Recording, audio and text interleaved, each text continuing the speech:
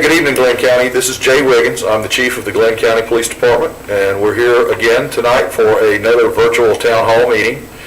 We appreciate everybody out there that's joined us. This is an opportunity to ask questions as well as us to present some information to you all, just to keep you involved in what's going on with the police department.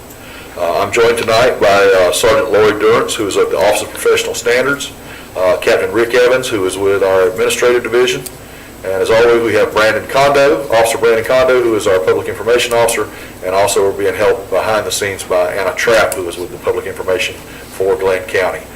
So again, we've been trying to do these monthly, and I think the last time I was not able to be here, so I'm glad to be back with you and here to help answer any questions you may have. We have been moving forward at the police department, have a lot going on. But of course, with everything that's going on across the country, one of the primary concerns we have is use of force and how use of force is investigated. And we want to make sure that if you have questions about that, we will try and answer them for you. So tonight's topic of discussion is going to be use of force and use of force investigations as done in the Glynn County Police Department.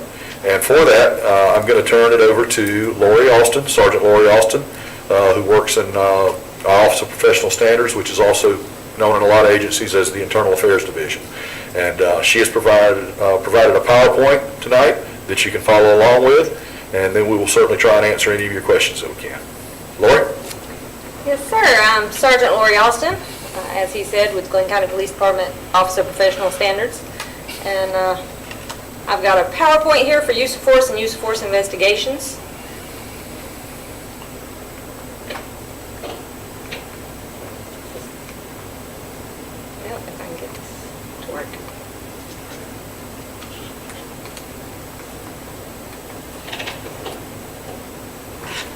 Folks, we're having some technical difficulty, but we're going to get that fixed so we can move forward.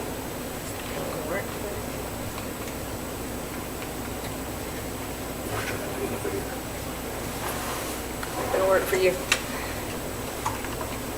Nope.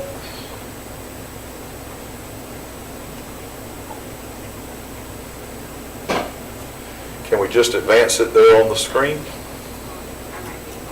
Okay. Folks, we apologize. It was working a few minutes ago, but of course when we need it, it doesn't. So just bear with us and we'll try and move forward.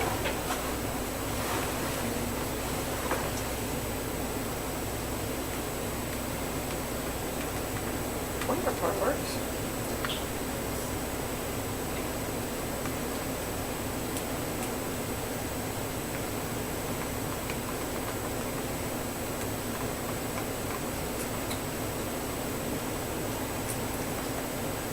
I'll go ahead and start talking while they try to get it figured out. So our use of force policy consists of several different topics. The first one is use of force review. Then it goes to handcuffing and restraints, control devices, conducted energy devices, officer involved deaths, firearms, vehicle pursuits, and canines. The first policy 300, our use of force purpose and scope.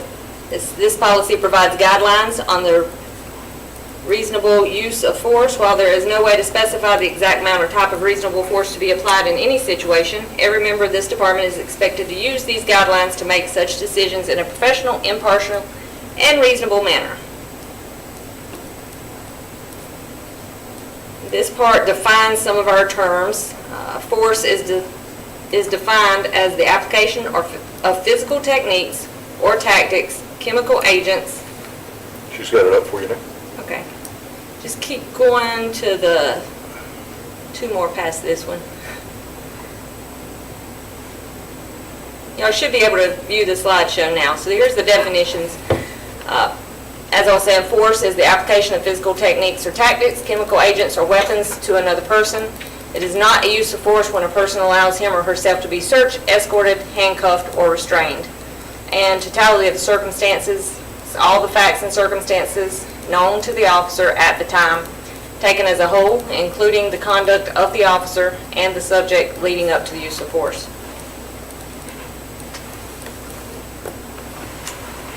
Our policy statement is that officers shall use only the amount of force which is objectively reasonable given the facts and circumstances perceived by the officer at the time of the event to accomplish a legitimate law enforcement purpose.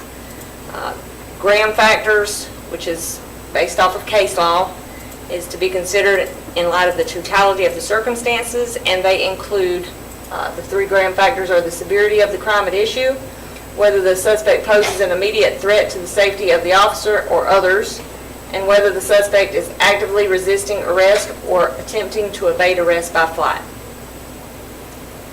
This is just it shows the balance. So we don't want there to be a risk of harm to the suspect, but if the gravity of the threat is severe enough, then there could be a higher risk of harm to the suspect. The next part of our policy, 301, is the use of force review. This review process is in addition to any other review or investigation that may be conducted by an outside agency or multi-agency entity having jurisdiction over the investigation or the evaluation of the use of force. Our policy is that the Glynn County Police Department will objectively evaluate the use of force by its members to ensure that their authority is used appropriately and consistent with training and policy.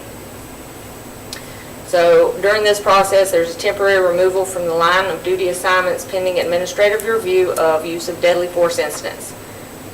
There's a use of force review committee that conducts the review, and the final disposition is to be made by the chief of police.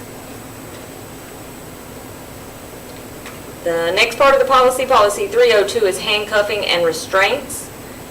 The policy is the Glynn County Police Department authorizes the use of restraints devices in accordance with this policy, use of force policy, and department training. Restraint devices shall not be used to punish, to display authority, or to show force.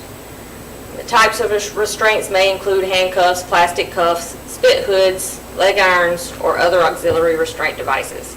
Now these are just a clip out of our policy because the policy itself is a lot longer, but this just gives y'all an idea of what each policy is about. Control devices, which includes batons, OC spray, chemical munitions, and kinetic energy projectiles. Our policy is that the Glynn County Police Department authorizes officers to use approved devices to control individuals who are violent or who demonstrate the intent to be violent in accordance with training and use of force policy. And what a lot of people don't realize, like in that picture, all of our officers, when they go through the academy, have to be sprayed, so they know what it feels like before they use it on somebody else. Policy 304 covers conductive energy devices, which is also better known as the taser. Okay? The taser device is used to control a violent or potentially violent individual, resulting in fewer serious injuries to officers and suspects. Only members who have successfully completed department-approved training may be issued to carry the taser device. Special considerations that are taken whenever the taser is used are the risk of falling, elevated or unstable surfaces. That's taken into consideration before anyone is tased, whether they're pregnant, elderly, or infirm individuals, whether there's a risk of drowning if they're near water, that's persons of low body mass, and hazardous machinery. If something hazardous is around, we try not to use the taser. Policy 305 is officer-involved shootings and deaths. And the purpose is to establish policy and procedures for the investigation of an incident in which a person is injured or dies as a result of an officer-involved shooting or dies as a result of any other action of an officer. This policy is to ensure that officer-involved shootings and deaths are investigated in a thorough, fair, and impartial manner. Policy 306, firearms. The Glynn County Police Department equips its officers with firearms to address risks posed to the public and the department members by violent and sometimes well-armed criminals, ensuring that all weapons are appropriate and in good working order. Our duty weapons, which are handguns, shotguns, and or patrol rifles, carry only approved and issued firearms, magazines, ammunition, pouches, and holsters, Officers are authorized as a secondary backup firearm.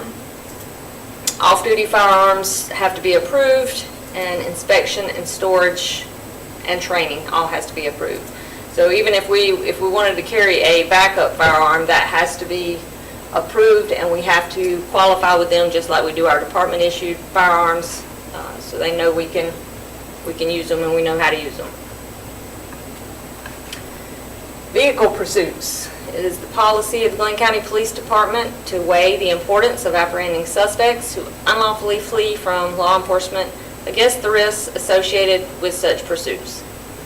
Officers are authorized to initiate a pursuit when it is reasonable to believe that a suspect who has been given an appropriate signal to stop by a law enforcement officer is attempting to evade arrest or detention by fleeing in a vehicle. So basically with this one,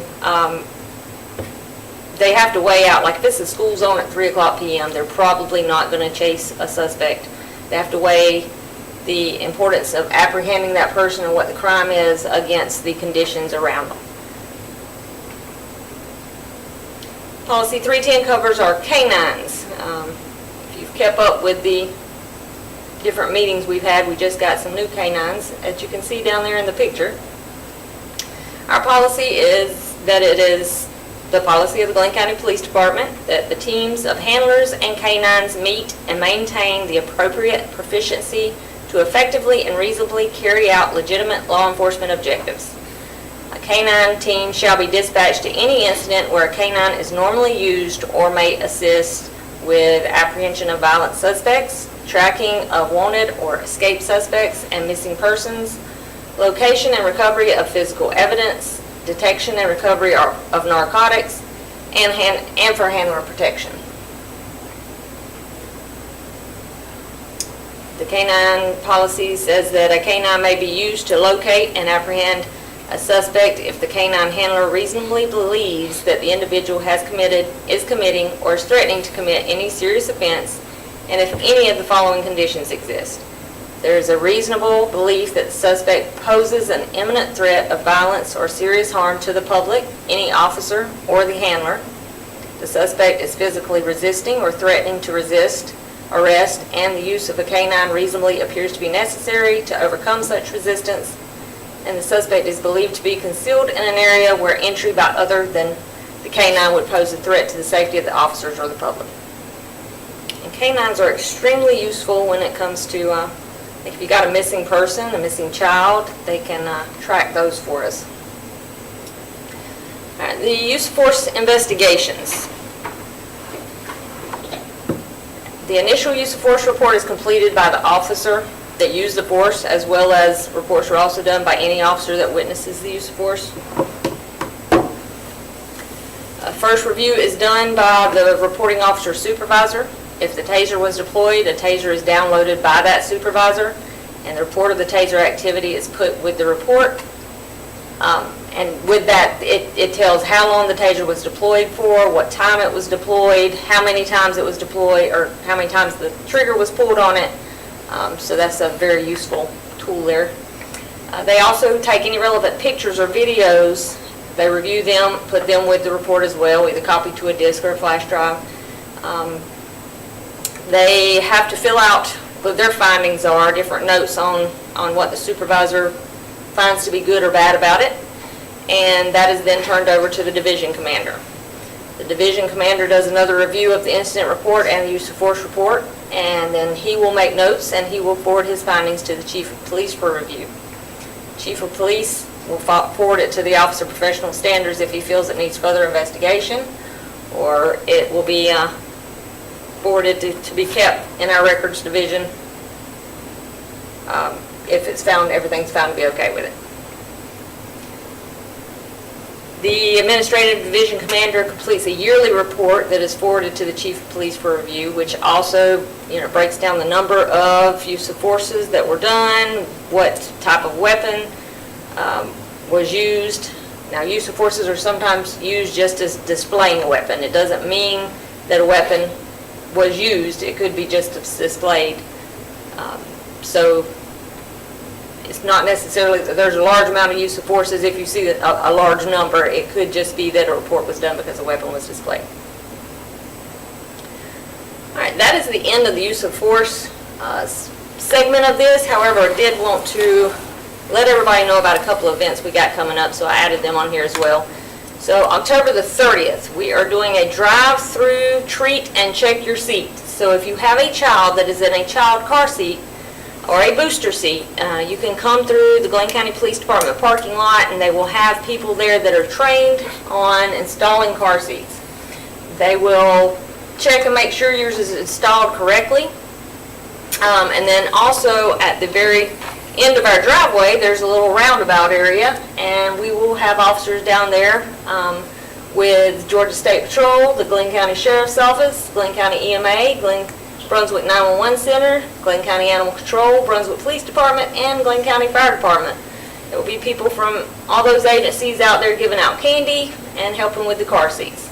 So we ask everybody to join us if you can. You can stay in your cars. It's drive-through, completely drive-through, and we will be handing out candy for the kids. Also, in December, we have our Battle of the Badges, which is Police against Fire Department ball game.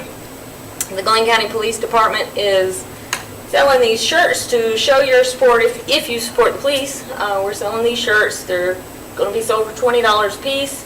You can get in touch with our records division if you'd like to buy one to show your support that you're backing the police and not the fire department.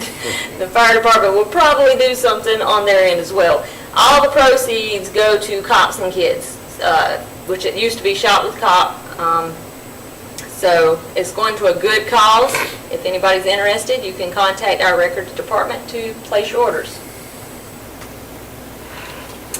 All right, great, Lori. Thank you so much for that presentation. Let's take a step back just a minute and talk a little bit about the presentation. The use of force is a high liability issue for all police departments across the country, but that's why we wanted to discuss it. We wanted to make sure that people in Glynn County understand that we take it very seriously. We want to show that we're very transparent, that we're willing to answer questions. We're also very fortunate. We've been able to place our policy manual, which was recently completed. It's still in the process, but we have all the policies on our website. So you can go onto the website and review the policies. We're always looking for input. If somebody finds something that they have a question about or something that they think maybe we could do better, we're certainly open to that. And we'd love to have public comments or questions, and you can certainly email us or call us at the police department. We'd try and address those questions.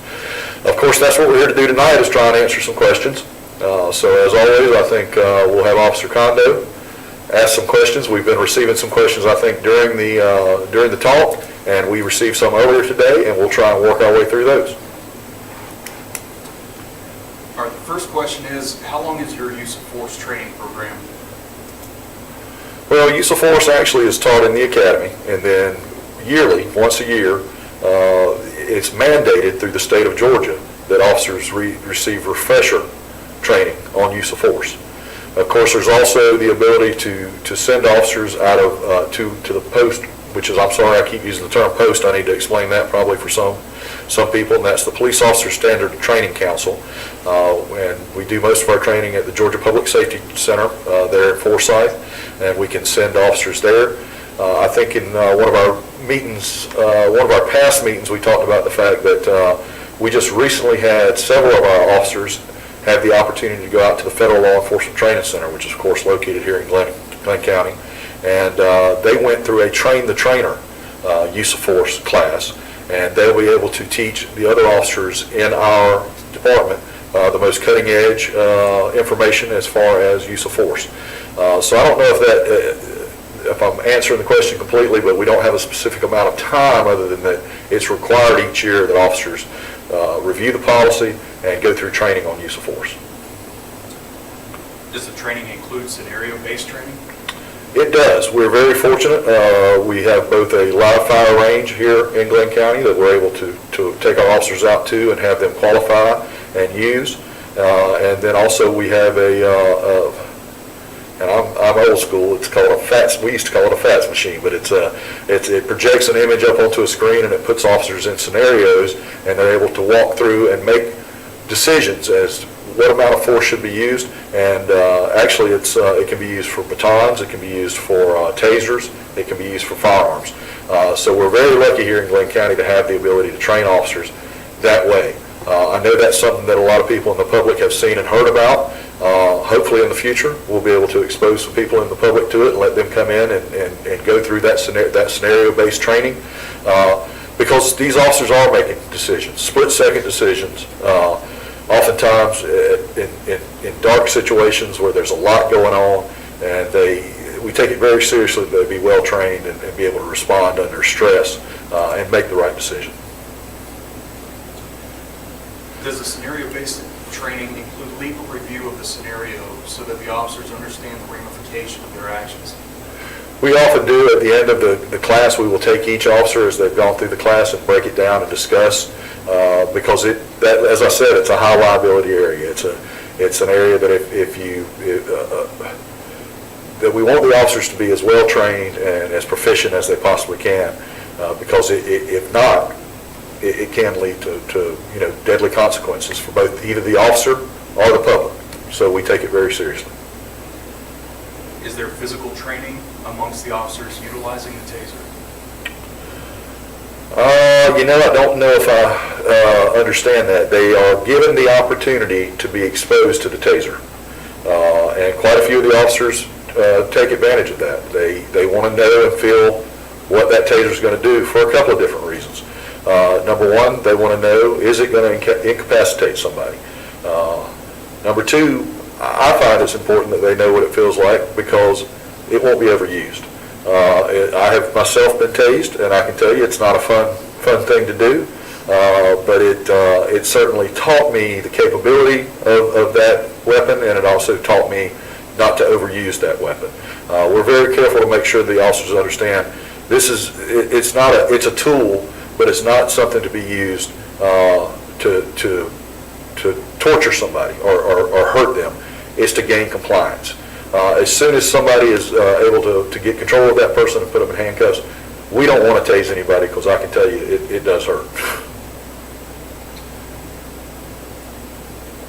In regards to use of force, how many use of force incidents were recorded in the last year?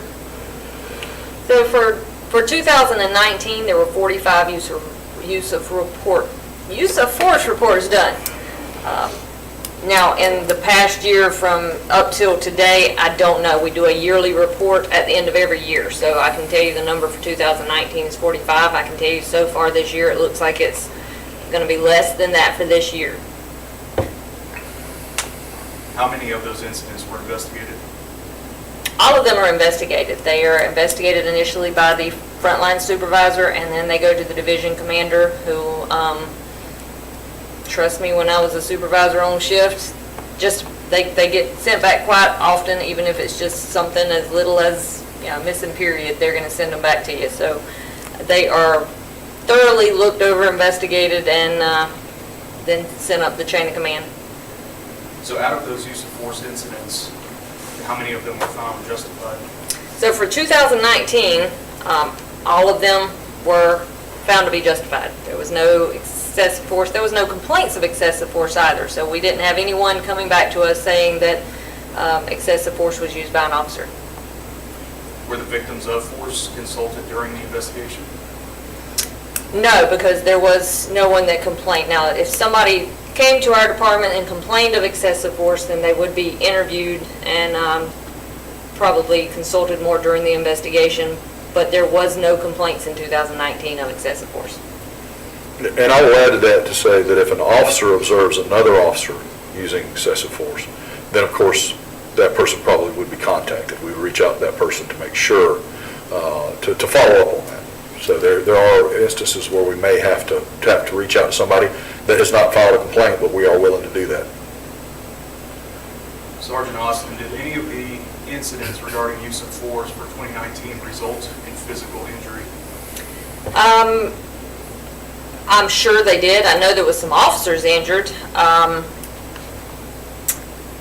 I'm sure there were probably some injury. If anybody complains of an injury, they're taken immediately to the hospital. If they're tased, they're taken to the hospital. Even if they're arrested, they're taken to the hospital for jail clearance and medical treatment. Anytime a taser is used or if there's a complaint of injury and during a use of force. So I know there was some officers injured, but I couldn't tell you how many suspects were injured from use of force. Does the county have insurance to cover the cost of treatment for victims? Now, with that question, I'm not sure what they mean by victims, because the victim could be the officer, the victim could be someone else. But the county does have insurance. If the officer is injured, it's covered under workman's comp. But they have insurance either way. I believe you covered this during your presentation, but the next question is the unholstering of a weapon considered a use of force? Not necessarily. If a weapon, if your gun or taser is unholstered, say clearing a building for an alarm, that's not considered use of force. It's not pointed at any person. It's out while you're checking a building. If a weapon is pointed at a person, then a report has to be completed. How many hours of restraint training does each officer receive annually? There's no set amount. We all receive restraint training as part of use of force training, which requires, I believe it's 5 hours a year. We also, now that our policy is complete, we have training on our policy part of it, and officers can seek more training, as much training as they would like through Georgia police officers, Georgia Post, or other agencies if they find some nearby. So. How often is each officer's physical aptitude evaluated? We used to have a yearly physical test. The test that we had was a variation of the Denver standards, and we had officers that had gotten injured. So we quit with that physical test, and we are currently looking for another test to take up as a yearly physical evaluation, but currently we do not have one. How does the department deal with overweight and obese officers? Well, not the department necessarily, but Glynn County has a yearly biometric screening that is done, and if officers are found to have any health concerns, they are offered a health coach. That's for any Glynn County employee that has health insurance through the county is required to do the biometric screening. But the health coach is given to them free of charge to try to help with that, and we are also offered incentives throughout the year by the county to live a healthier lifestyle. Can you elaborate a little bit on the scenario-based machines that are used for these officers to interact with? I know Chief mentioned the FAT system, but isn't there a newer system that's being implemented now in training? Training for our department? Correct. I only know about the one. Well, and I'm showing my age, when I say FATS, that was a machine that we had many years ago that projected up onto a wall and was not very interactive. The system we have now is interactive. It has batons, tasers, handguns, and things like that that actually interact with the video as you watch it. We keep that set up at all times, and we allow other agencies, or not allow, we're glad to be able to provide other agencies here in Glynn County to be able to use and work on that system. So it's very impressive. Actually, it's called the Judgment Pistol Simulator. Judgment Pistol Simulator. JPS. And you can actually, it's used for your firearms as well as your OC spray, your aspartame, and your taser. The videos can be made by the department. You can make your own videos as well as use the ones that came actually from the factory with the different scenarios. There's several of us that are instructors on the system, and you can actually change the scenarios up. So if you had a group of officers watching another officer participate in the simulations, you could actually change it up to where they think it's going to be what they just saw, and it's actually not that. So it changes quite frequently. A very good system. Sergeant Austin, in 2019, how many use of force events resulted in weapons discharge? I don't have those numbers with me. 2019. We do the reports every year. However, I did not bring the report with me. I actually have 2018s with me, but not 2019s. I know the next question is going to be 2018, how many firearms were discharged? And in 2018, it was 1. So it's very few that we have firearms discharged. What are the refresher requirements for the use of force instructors? Does that include legal refreshers? It does. As a matter of fact, like I say, the training that the officers recently went through at the federal law enforcement training was some of the most current training available. With those being trainers now, they can bring that information back to the agency.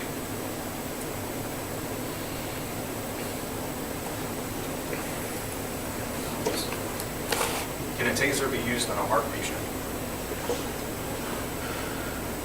That's a difficult question. It's difficult for an officer to know whether or not a person is a heart patient. They're trained during taser training to take into account the physical appearance of a person, whether they may be pregnant, whether they may be elderly or infirm. That is one of those judgmental things that an officer has to make that decision at the time. And he also has to take into account is the taser going to be the lesser of two things? If a taser will stop that person rather than having to just use and discharge a firearm, I think a taser would be a better option. So that's part of the training that the officers go through. If somebody's there that's a family member and informs the officer that they have some type of heart condition, I know that in the training that I went through with taser, it's been found not to really cause that much of an interruption in a heartbeat. But there again, the officer has to make those decisions in the moment, at the time, on the street. Last question for now here. Has any use of force reports been altered to fit the officer's report? If that were to take place, there would be an investigation. If we become aware of that, that's an issue. As I said at the beginning, this is use of force is something we take very seriously. As Sergeant Austin referenced, it goes through several layers of supervisor. If there is a problem, we want to catch it, we want to make it right, and we want to be clear and transparent about it. If that were the case, then we would start an investigation and deal with that. We're caught up with this time, sir. Okay. All right. Well, with that, I think probably we have answered quite a few questions, and I think we've had some good conversation, as always. I know we were set to go from 6:30 to 7, but we've kind of moved through our presentation fairly quickly. And of course, I'd like to give a few minutes in case there are some more questions that come. So there again, we want you to know that we're here for you, that the Glynn County Police Department belongs to Glynn County, and we're available to answer questions. We want to be clear, we want to be transparent. We encourage you to go online and take a look at the policy manual, because it's your policy manual. It affects how that police department operates, and you have a say-so in that. If there's something that we need to do differently, we will look at it, we will vet it, and we will go through it. And policies are guidelines. If they need to be changed or they need to be updated, we're going to stay on top of that and make sure that we have the most current policy that reflects the most current legal decisions that are made on use of force. So again, tonight, what we wanted to do was take the opportunity to just try and educate the people of Glynn County about the police department, some of the things that we go through. And we plan to continue these virtual town halls and look forward to the day that we can actually sit down together and talk without having to do it virtually. And we are actually planning right now to work with some of the churches and things like that to go out and start coming back into the community and being there. The Halloween event that we have coming up is a great opportunity for you to come out and interact with our police officers. We want you to get to know them. We want them to get to know you. We want to break down any barriers that may be out there and be a part of the community. And that's where we're headed. So with that, unless Brandon has any additional questions that came in. Not this time, sir. Okay, well then we're going to go ahead and wrap up tonight's virtual town hall meeting. Again, thank you everybody for being a part of it. We look forward to talking to you at our next virtual town hall. Please call us, email us, let us know if you have questions. And as soon as we determine the date of our next virtual town hall, we'll put that information out to everybody. And we ask that you stay safe. I will say one of the questions that we've received quite a bit lately is about Halloween, which, as you can see, we're gonna be a part of that. But we don't have any say-so as to whether or not there will or will not be a Halloween.